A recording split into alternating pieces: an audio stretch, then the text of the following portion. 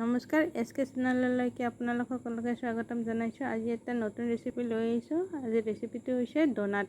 মই বিস্কুটেৰে ডোনাট বনাওঁ, তাৰ বাবে কোনো ফ্ৰাই কৰিব নালাগে, ময়দা ব্যৱহাৰ নহয় আৰু সৰু ল'ৰা ছোৱালীয়ে খাই অতিকে ভাল পাব আৰু অতি সহজতে হৈ যাব। তাৰ বাবে মই 4 পেকেট অৰিঅ' বিস্কুট লৈছোঁ আৰু অৰিঅ' বিস্কুটৰ ভিতৰত যিখিনি ক্ৰীম থাকে সেইখিনি মই এটা বেলেগ বাটিত ওলাই লৈছোঁ।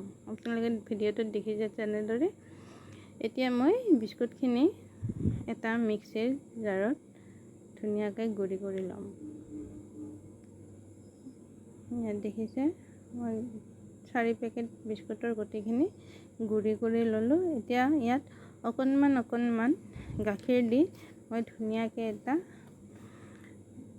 বল টাইপ বনাই ল'ম, মানে মঠি ল'ম ধুনীয়াকৈ। আটা মঠিলে যেনেকুৱা হয় এনেকুৱা। সেইকাৰণে একেলগে বেছিকৈ গাখীৰ দি নল'ব, আপোনালোকে অলপ দি কিমান লাগে আপোনালোকে সেই অনুপাতে দিব।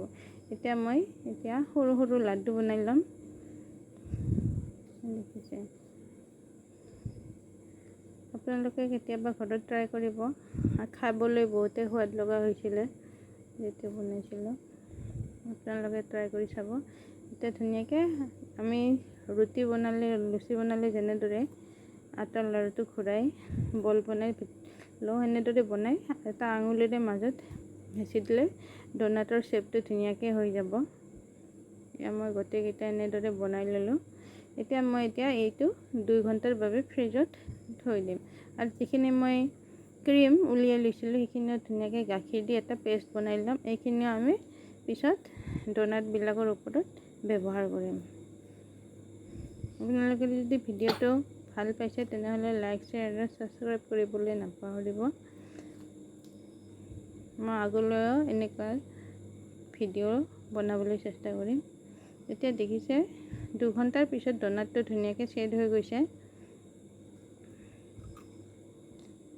এতিয়া মই যিখিনি ক্ৰীম পেষ্ট বনাই লৈছিলোঁ গাখীৰ দি, পেষ্টত ধুনীয়াকৈ ডুবাই ল'ম চকলেটৰ পেষ্ট সেইখিনি। এনেদৰে মই গোটেইকেইটা ডোনাটতে ক্ৰীমখিনি লগাই ল'ম।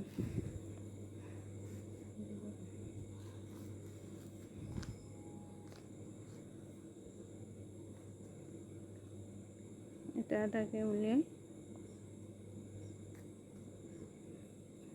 আৰু যদি ভাল পায় হোৱাইট চকলেট ভাল পালে হোৱাইট চকলেটো আপোনালোকে দিব পাৰে। আমাৰ ঘৰত হোৱাইট চকলেট ভাল নাপায় বাবে মই হোৱাইট চকলেটটো ইউজ কৰা নাই।